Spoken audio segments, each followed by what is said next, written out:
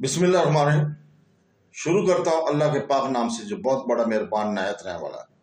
दोस्तों, बहनों, भाइयों, बुजुर्गों, अस्सलाम वालेकुम वरहमतुल्लाहि वबरकातुहू। तारीख़ इस्लाम में हज़रत खालिद बिन वलीद की किस्त नंबर 150 में हम आपको खुशामदीद कहते हैं। मैदान जंग है।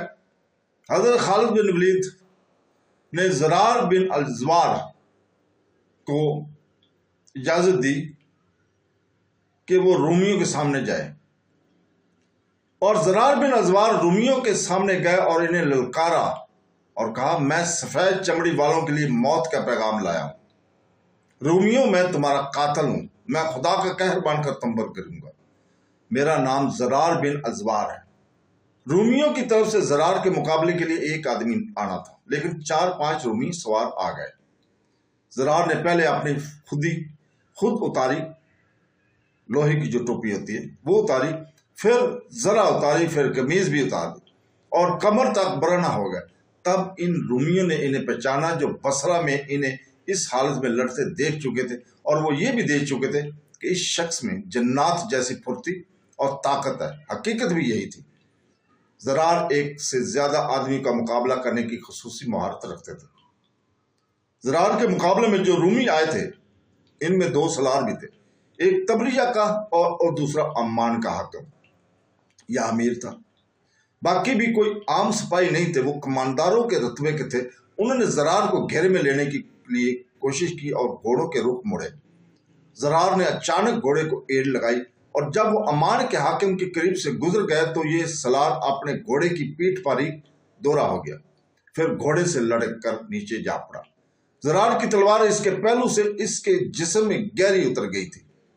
हैरान कुन फुर्ती से ज़रार का घोड़ा मुड़ा और एक और रूमी इनकी तलवार से कटकर गिरा। ज़रार ऐसी चाल चलते और ऐसा पांतरा बदलते थे कि रूमी सवारों के 2-3 घोड़े आपस में टकरा जाते या एक दूसरे के आगे आ जाते थे। इस मौका से फायदा उठाकर ज़रार इनमें से एक को तलवार से काट जाते थे। कोई रूमी सवार गिरता था तो मुसलमान बड़े जोश से नारे लगाते थे। ज़रार का यह आलम था कि जैसे इनमें माफूकुल फितरत ताकत आ गई हो। अपने मुकाबले में आने वाले रूमियों में से ज्यादातर को उन्होंने गिरा दिया। इनमें से 1-2 ऐसे भी थे जिन्हें महक जख्म नहीं आए थे, लेकिन वो दौड़ते घोड़ों के कदमों तले कुचले गए थे। 2 रूमी सवार भागकर अपने लश्कर में वापस चले गए थे। ज़रार फाताना अंदाज से खून टपकाती तलवार को लहराते और रूमियों को ललकार रहे थे, मैं सफेद चमड़ी वालों का कातिल हूं। रूमियों, मेरी तलवार तुम्हारे खून की प्यासी है। मौरखों, वाकदी, इब्ने हिशाम और तबरी ने लिखा है कि 10 रूमी सवार घोड़े दौड़ाते हुए आगे आ गए। इस सब सलारी से जरा नीचे के ओहदों के रूमी थे। हजरत खालिद बिन वलीद ने जब 10 सवारों को आगे आते देखा तो अपने मुहाफिज दस्ते में से उन्होंने 10 सवार मुंतखब किए और इन्हें आगे ले गए। रूमी सवार ज़रार की तरफ आ रहे थे। हजरत खालिद बिन वलीद ने नारा लगाया, खुदा की कसम, ज़रार को अकेला नहीं छोड़ूंगा। इसके साथ उन्होंने अपने 10 सवारों को इशारा करके घोड़े को एड़ लगाई। 10 सवारों इनके साथ गए। रूमी सवारों की नजरें ज़रार पर लगी हुई थी। हज़रत खालिद बिन वलीद इनके सवार रूमी सवारों पर जा चपटे। ज़रार की तलवार भी हरकत में आ गई। रूमी ने मुकाबला करने की कोशिश की, लेकिन हज़रत खालिद बिन वलीद इनके सवारों की तेजी और तंदुरुस्ती ने रूमियों की एक न चलने दी और सब कट गए। रूमी सलारों ने इसे अपनी बेइज्जती समझा और मजीद आदमियों के इनफरादी मुकाबलों के लिए आगे भेजने लगे। ज़रार ने इनमें से 2-3 को हलाक कर दिया। मुकाबले के लिए आगे आने हर रूमी के साथ ज़रार ही मुकाबला करना चाहता था, लेकिन हज़रत खालिद बिन वलीद ने इन्हें पीछे बुला लिया और दूसरे मुजाहिदीन, तारीखों में इनके नाम नहीं, को बारी बारी आगे भेजा। हर मुकाबले में मुजाहिदीन फाता रहे। दोनों फौजों के दरमियान बहुत से रूमियों की लाशें पड़ी हुई नजर आ रही थी। उस वक्त मौरखों ने के मुताबिक ये मुकाबले कमोबेश 2 घंटे जारी रहे और सूरज इस वक्त मुकाम पर आ गया जिस मुकाम पर हजरत खालिद बिन वलीद चाहते थे कि आ जाए तो हमला करेंगे। मुकाबलों के दौरान तीर अंदाज और फलागन से पत्थर फेंकने वाले खामोश खड़े थे। मुकाबला अभी जारी था। हजरत खालिद बिन वलीद ने हमले का हुक्म दे दिया। ये आम किस्म का हमला था जिसे हल्ला या चार्ज कहा जाता है। इससे पहले रूमी तीर अंदाज और फलागन बहुत बड़ी रुकावट थे। इन्हें खामोशी देखकर हजरत खालिद बिन वलीद ने हमला किया था। हमला इतना जोरदार था और मुजाहिदीन में इतना कहर भरा हुआ था कि रूमी सलार आला वरदान को कोई चाल चलने की मोहलत ही ना मिली। वो अपने लश्कर के आगे खड़ा मुकाबले देख रहा था। इसने पीछे को भागकर अपनी जान बचाई। तो यह थी कि वरदान अपनी तादाद की अफराद के बिल बोते पर अपने पहलुओं को आगे बढ़ाकर हजरत खालिद बिन वलीद के पहलुओं से आगे निकलने और अकब में आने की कोशिश करेगा, लेकिन इसने इतना होश ही नहीं रहा था। इसने अपने लश्कर को फैलाने की बजाय इसकी गहराई ज्यादा कर दी थी, यानी दस्तों के पीछे दस्ते रखे थे। इसकी ये तरतीब बड़ी अच्छी थी, लेकिन हजरत खालिद बिन वलीद की चाल ने इसकी तरतीब को इसके लिए एक मसला बना दिया। मुसलमान दस्तों ने सामने से हमला किया तो रूमियों के अगले दस्ते पीछे हटने लगे। पिछले दस्तों को और पीछे होना पड़ा। फिर इनकी तरतीब गुडमुड हो गई। मुसलमानों को इससे बहुत फायदा पहुंचा। ये बड़ा ही शदीद मार्का था और बड़ा ही खूनरेज। सूरज मगरब की समत ढल गया। हजरत खालिद बिन वलीद ने महसूस किया कि मुजाहिदीन थक गए होंगे। उन्होंने मुजाहिदीन को मार्के से निकलने का हुक्म दिया।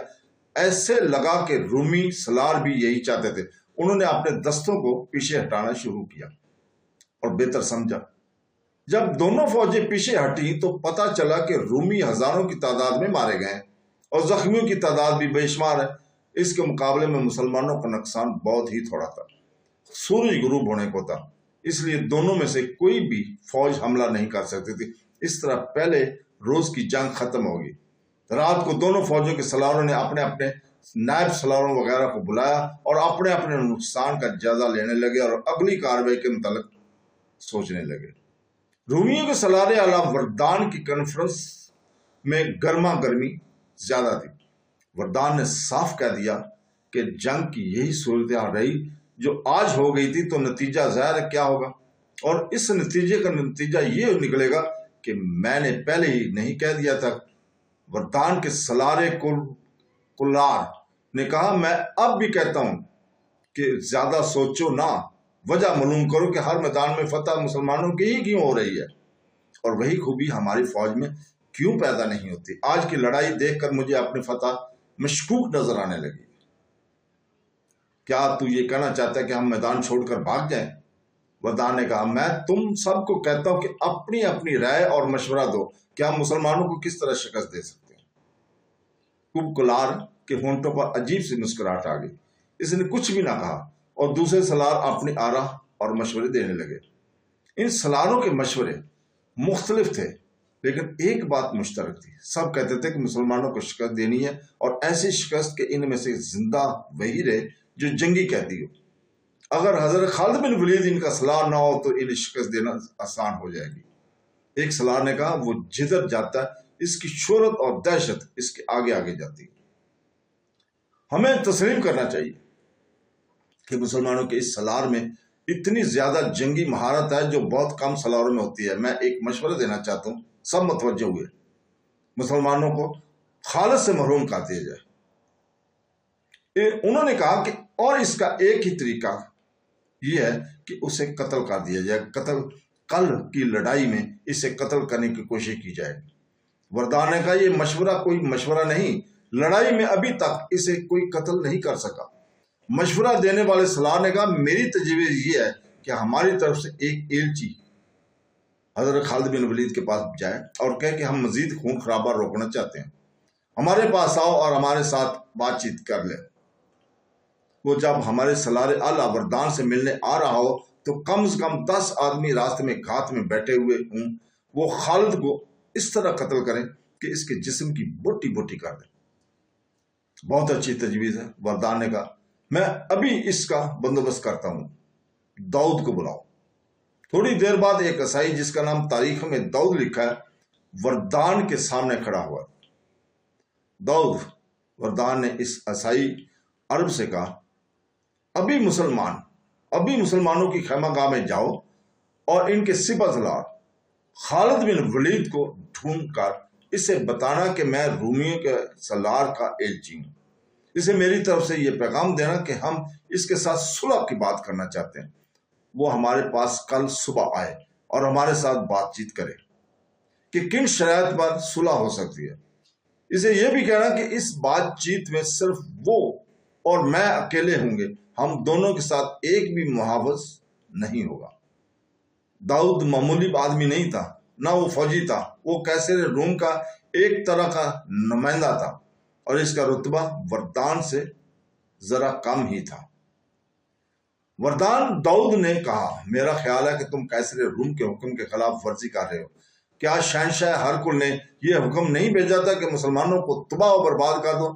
میں سمجھ نہیں سکتا کہ تم صلح اور شرائط کی بات کس کے حکم کے تحت کر رہے ہو اور کیوں کر رہے ہو۔ میں صلح کا پیغام لے کر نہیں جاؤں گا۔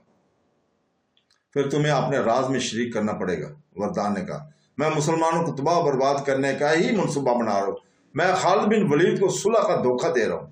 وہ اگر آ گیا تو مجھ تک اس کی لاش پہنچے گی۔ میں نے راستے میں اس کے قتل کا انتظام کر رکھا ہے۔ اگر یہ کام کرنا ہے تو میں تمہارے ساتھ ہوں۔ داؤد نے کہا، میں ابھی جاتا ہوں۔ داؤد مسلمانوں کے کیمپ میں چلا گیا۔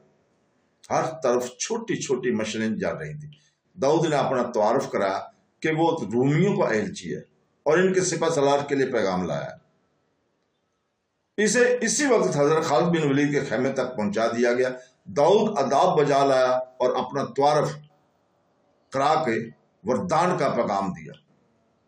خیمے میں مشلوں کی روشنی تھی۔ حضرت خالد بن ولید نے داؤد سے اتنا بھی نہ کہا کہ وہ بیٹھ جائے، وہ خالد کے سامنے کھڑا رہا۔ حضرت خالد بن ولید آہستہ آہستہ اٹھے اور اس کے تھوڑا اور قریب چلے گئے۔ ان کی نظریں داؤد کی آنکھوں میں گڑ گئی تھی۔ انہوں نے داؤد سے کچھ بھی نہ کہا اور اس کی آنکھوں میں آنکھیں ڈالتے دیکھتے رہے۔ تو دوستو، آج ہم اسی جگہ پہ رکتے ہیں۔ کل انشاءاللہ تعالی ہم حضرت خالد بن ولید اللہ کی تلوار کی قسط نمبر 151 میں آپ کو اسی وقت اپنے اسی چینل اسلامک ہسٹری سے خوش آمدید کہیں گے۔ کل تک کے لیے ہم اجازت چاہتے ہیں۔ اللہ حامی و ناصر رہے آپ کا۔ اللہ حافظ۔